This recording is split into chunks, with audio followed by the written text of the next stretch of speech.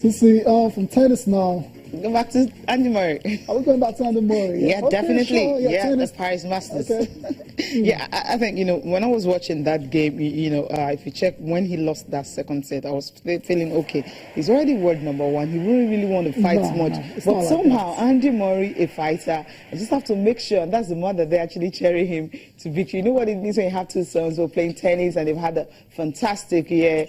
I don't know how it feels, I just... Oh, yeah, you won't know how it feels. Maybe I will. Yeah, maybe, but definitely not at the moment. But to the match itself, and Cecilia, like you said, he won the first set quite comfortably, 6-3, but lost the second set on tie break, 6-7. Andy Murray is a great competitor, so it's not a surprise to me that he really went all out to take the third set by 6 games to 4. So congratulations to Andy Murray, well deserved. Like I said, incredible year. He's had 8 titles. I mean, he's never won that much in his career on tour. Yeah, I'm just trying to imagine how it's going to feel when he gets to the ATP finals, in London, in front of the home fans, performing and everything. I think the crowd is just going to cheer him up, and with that, he might just win it. But Cecilia, let's go back to the world number one, issue. I said it. I thought he would do it. I thought it's a bit too late for him. I thought he would do it when next year, actually early next year. But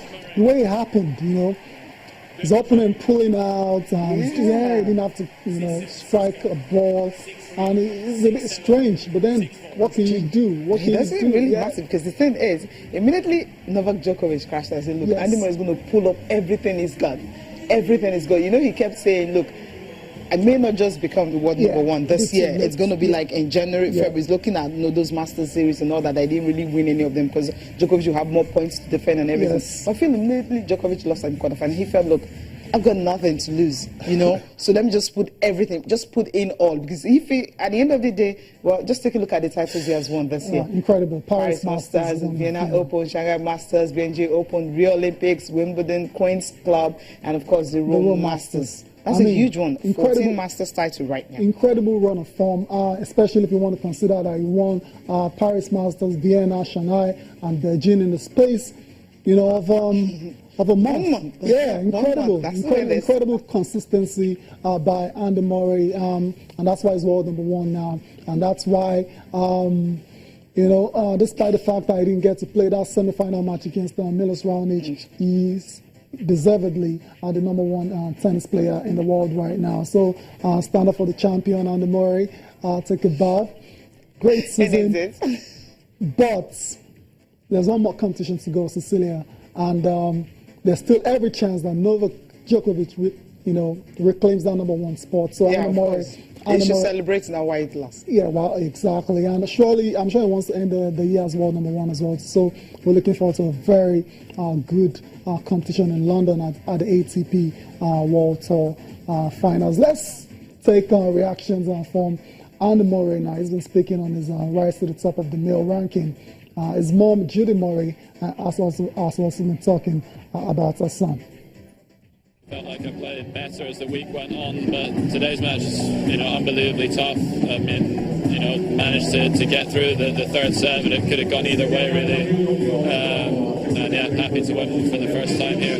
I just wanted to finish the year as best as possible, and then it's not over yet. It's been great so far, and I want to play my best tennis at the World Tour Finals. I don't feel like I've done that the last few years there, and I want to try and finish the year off on a good note, playing good tennis against the top players. Amazing, yeah, really quite incredible. I think both of them have just achieved so much, and I think never would have expected it, but also very, very happy that they did it in completely different disciplines of the sport, because it's not very easy when your kids are playing against each other in the same thing. So yeah, a singles player and a doubles player, and yeah, absolutely thrilled for them. But they've worked incredibly hard for many, many years, so it's a nice reward for all their perseverance, resilience, patience, hard work. A very proud mom there, Judy Murray. Earlier this year, she actually celebrated Jamie, that's the elder son, actually becoming the world number one doubles player. End of the year, she's celebrating Andy Murray becoming the number one singles player.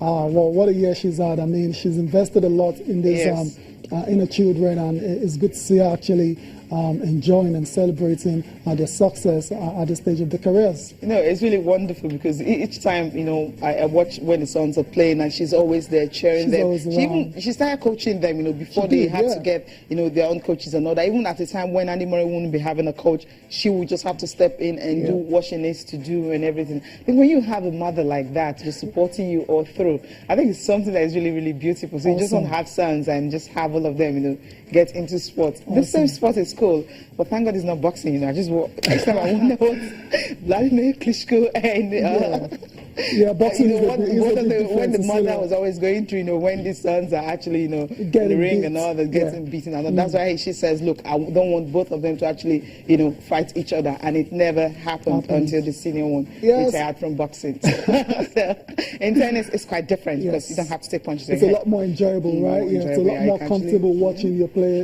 your kids, your wards, you know, playing tennis, striking the ball over the net. But we have to mention, before we finish, round off on Andy Murray, you have to mention Ivan Lendl as well, too. I mean, you can't...